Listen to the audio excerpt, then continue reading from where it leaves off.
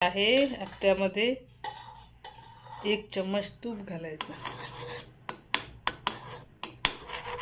तूप हलकसं गरम होऊ द्यायचं, त्याच्यामध्ये मसाला घालायचा।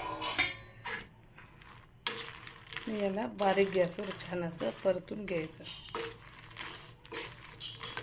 लालसर रंग येऊ द्यायचा, मस्त फ्राय करायचा।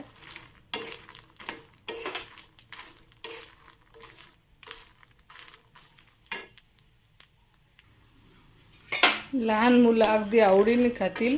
एकदम मस्त असं झालेलं आहे मखाना, एकदम पौष्टिक आणि हेल्दी असा मखाना। तर आपण याला छानपैकी परतून घेत आहोत। ह्याच्यामध्ये आता स्वादानुसार मीठ घालायचं, सेंधा नमक घालायचं, एकदम हेल्दी असतं।